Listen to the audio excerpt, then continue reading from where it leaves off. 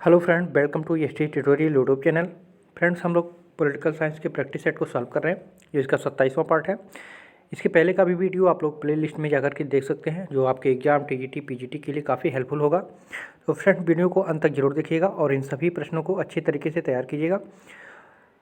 अगर वीडियो अच्छा लगे तो चैनल को सब्सक्राइब लाइक ज़रूर कीजिएगा। तो चलिए वीडियो को शुरू करते हैं और आज का पहला प्रश्न देखते हैं। पहला प्रश्न है, ये इसमें जितने भी प्रश्न हैं तुलनात्मक राजनीति से संबंधित होंगे। ठीक है, तुलनात्मक राजनीति भी आपके सिलेबस में दिया हुआ है।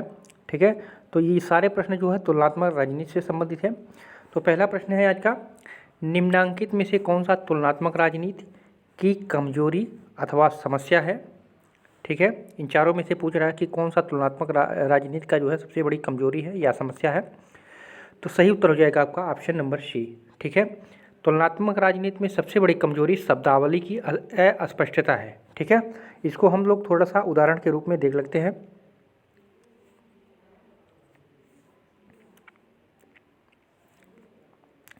यहाँ पे देख लीजिए आप लोग। ठीक है, तुलनात्मक पद्धति अभी प्रवाह की स्थिति में है। ठीक है, यह निर्णायक या अंतिम स्थिति में नहीं पहुंच पाया है। ठीक है, अतएव इसके रास्ते में अनेक कठिनाइयाँ पाई जाती हैं। तुलना करने के लिए अनेक बातों की आवश्यकता पड़ती है जो तुलनात्मक राजनीति में अभी नहीं है। ठीक है, और इसमें दूसरी समस्या देख सकते हैं आप लोग। दूसरी समस्या की ओर संकेत करते हुए सरटोरी ने लिखा है कि जब तक बृहद स्तर पर कुछ ऐसे प्रत्ययों का निर्माण नहीं हो जिनके बारे में अधिक से अधिक जानकारी हो और जो तुलनीय हो, तब तक राजनीति में तुलनात्मकता संभव नहीं है। ठीक है, तो यहाँ भी शब्द का ही कमी पड़ रहा है। ठीक है, इस उदाहरण के आधार पर। और इसमें एक और है उदाहरण देख सकते हैं।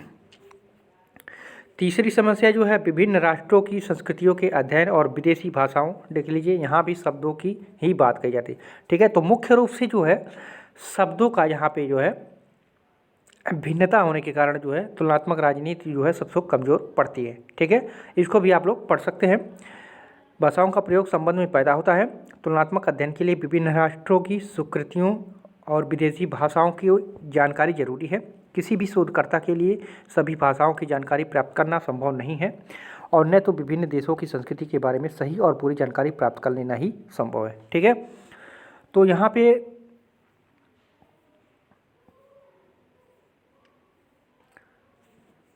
इस प्रश्न का उत्तर जो होगा, शब्दावली की अस्पष्टता सबसे मुख्य कारण तुलनात्मक राजनीति की मानी जाती है। ठीक है, याद रखिएगा, इम्पॉर्टेंट प्रश्न भी है। दूसरा प्रश्न है, तुलनात्मक राजनीति की प्रकृति।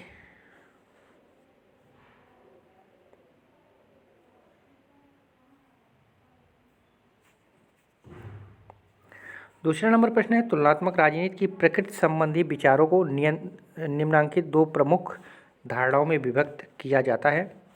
सबसे पहले तो एक यहाँ प्रश्न बन जाता है कि तुलनात्मक राजनीति की प्रकृति को कितनी विचारधाराओं में विभक्त किया गया है। तो दो विचारधाराओं में विभक्त किया गया है। तो वो दो विचारधाराएं कौन कौन सी हैं? तो वो दो विचारधाराएं जो हैं वो हैं तुलनात्मक राजनीति, लंबात्मक एवं अम्बरांतीय तुलना।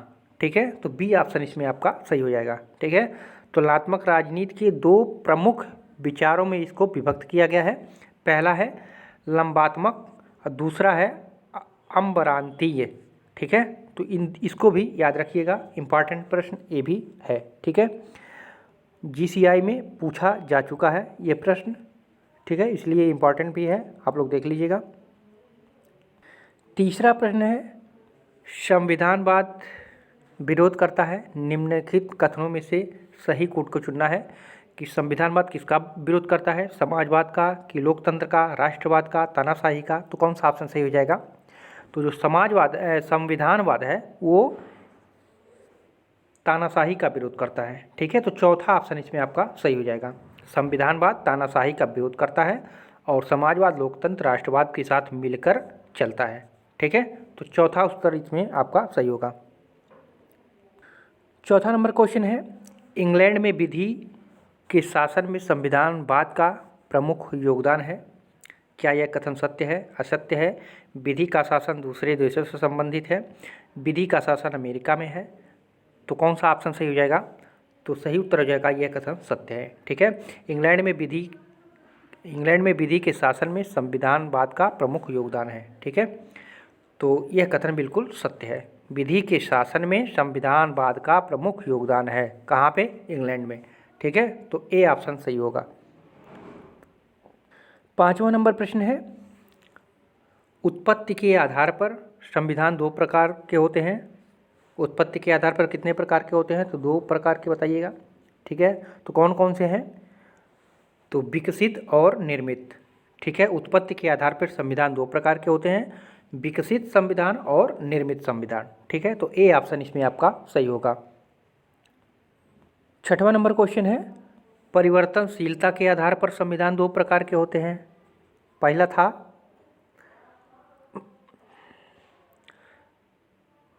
ठीक है, परिवर्तनशीलता के आधार पर संविधान दो प्रकार के होते हैं, तो कौन कौन से? तो लचीला और कठोर। ठीक है, लचीला और कठोर होते हैं। और इसके पहले का जो प्रश्न पूछा था वो किस पर क्या पूछा था? उत्पत्ति के आधार पर। उत्पत्ति के आधार पर पूछेगा तो विकसित और निर्मित हो जाएगा। ठीक है, और परिवर्तनशीलता के आधार पर पूछेगा तो लचीला और कठोर हो जाएगा। ठीक है, डी ऑप्शन सही हो जाएगा। और एक प्रश्न और ही ऐसा पूछता है हमेशा, प्रथाओं और कानूनों के अनुपात के आधार पर संविधान दो प्रकार के होते हैं। प्रथाओं और कानूनों के अनुपात के आधार पर अगर पूछेगा तब भी दो प्रकार के होता है, तो वो लिखित और अलिखित हो जाता है। ठीक है, लिखित संविधान और अलिखित संविधान प्रथाओं और कानूनों के अनुपात के आधार पर है। ठीक है, अब परिवर्तनशीलता जब होएगा तो कठोर और लचीला हो जाएगा। और कौन सा था उसमें? यहाँ पे देख लीजिए, तीनों प्रश्न बहुत ही महत्वपूर्ण है।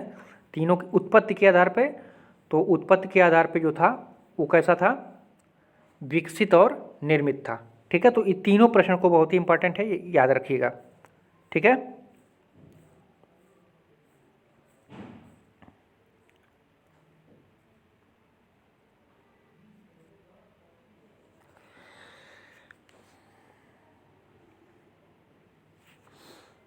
आठवां नंबर प्रश्न है।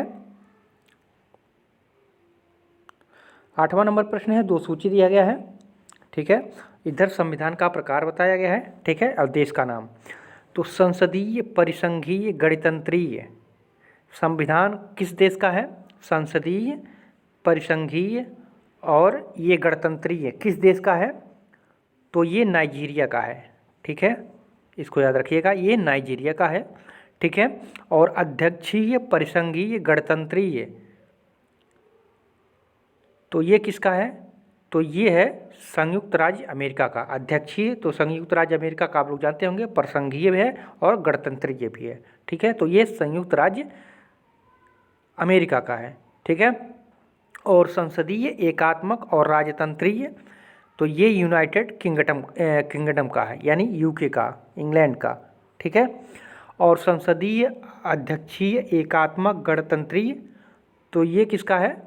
फ्रांस का है। ठीक है, फ्रांस का है। इसमें से भारत का कोई नहीं है। ठीक है, भारत का कैसा है? भारत का संसदीय है। ठीक है,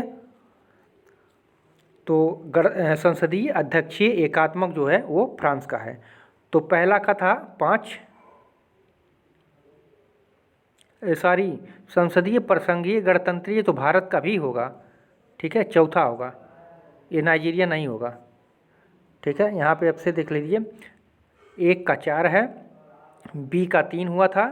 ठीक है, और सी का 1 हुआ था और डी का 2 हुआ था। नाइजीरिया इसमें नहीं था। ठीक है, तो ए ऑप्शन इसमें आपका सही हो जाएगा। ठीक है, तो इसको याद रखिएगा, ये पूछता है संसद के बारे में, संविधान के बारे में किस देश से संबंधित है, तो इसको भी याद रख सकते हैं आप लोग, इम्पॉर्टेंट है। और चारों को अलग अलग भी पूछा गया है कई बार, तो यहाँ पे कूट नंबर आपका ए सही हो जाएगा।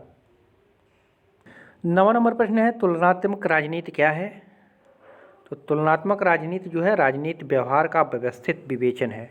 ठीक है, तो सी ऑप्शन इसमें आपका सही हो जाएगा। तुलनात्मक राजनीति जो है, राजनीति व्यवहार का व्यवस्थित विवेचन है, तो सी ऑप्शन इसमें सही होगा। 10वां नंबर प्रश्न है, तुलनात्मक राजनीति के व्यवस्थित अध्ययन का मुख्य श्रेय किसको जाता है? मुख्य श्रेय किसको जाता है? तो अरस्तू को जाता है। ठीक है, ए ऑप्शन सही हो जाएगा। तुलनात्मक राजनीति का व्यवस्थित अध्ययन, ठीक है, अरस्तू। ठीक है, तो ए ऑप्शन इसमें सही होगा। 11 नंबर क्वेश्चन है, राजनीति शास्त्र की अध्ययन पद्धति में आगमनात्मक विधि का सर्वप्रथम प्रयोग किसने किया था? राजनीति शास्त्र के अध्ययन पद्धति में आगमनात्मक विधि का सर्वप्रथम प्रयोग किसने किया था? तो ये अरस्तु ही ने किया था। ठीक है, तो इसको, ये इम्पॉर्टेंट है, इसको भी याद रखिएगा। आगमनात्मक विधि पूछता भी है, अब इसके बारे में हम लोग अगले वीडियो में बात करेंगे आगमनात्मक विधि का। ठीक है, तो ये सी ऑप्शन इसमें आपका सही होगा। 12 नंबर प्रश्न है, तुलनात्मक राजनीति वर्तमान विश्व में राष्ट्रीय सरकारों के प्रतिमानों का अध्ययन है। यह कथन किसका है? तुलनात्मक राजनीति वर्तमान विश्व में राष्ट्रीय सरकारों के प्रतिमानों का अध्ययन है, तो इसको कहा था लॉन्डेल ने। आई देख लीजिए, आधा ल है, फिर लॉडेल। ठीक है, लॉडेल भी कह सकते हैं। ठीक है, तो ए ऑप्शन इसमें आपका सही हो जाएगा। 13 नंबर प्रश्न है, मारबरी बनाम मेडिसन विवाद किसके लिए प्रसिद्ध है? बहुत इंपॉर्टेंट है ये भी।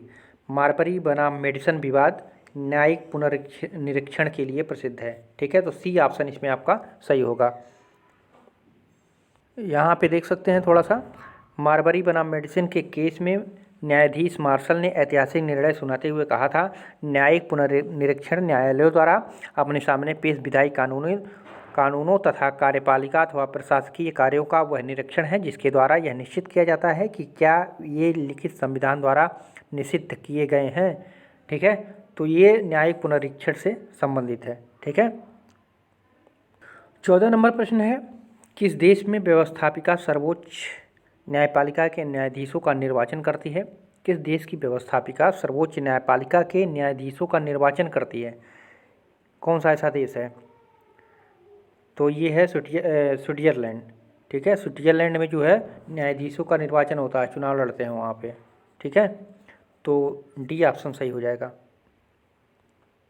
15 नंबर प्रश्न है, न्यायिक पुनर्निरीक्षण का अवगुण है। कौन सा अवगुण है? तो शक्ति पृथक्करण की भावना के प्रतिकूल रहना, ये वहाँ उसका सबसे बड़ा अवगुण माना जाता है। ठीक है, व्यक्तिगत स्वतंत्रताओं का संरक्षण करता है, सबसे बड़ा गुण है। संघात्मक व्यवस्था का संरक्षण है, ये भी गुण है। संविधान की सर्वोच्चता स्थापित करना, ये भी इसका गुण है। ठीक है, शक्ति पृथक्करण की भावना के प्रतिकूल ही ये रहता है, यही सबसे बड़ा उसका अवगुण माना जाता है। ठीक है, तो फ्रेंड्स ये रहे महत्वपूर्ण 15 प्रश्न। कैसा लगा वीडियो कमेंट करके जरूर बताइएगा। पूरा वीडियो देखने के लिए आप सभी को धन्यवाद।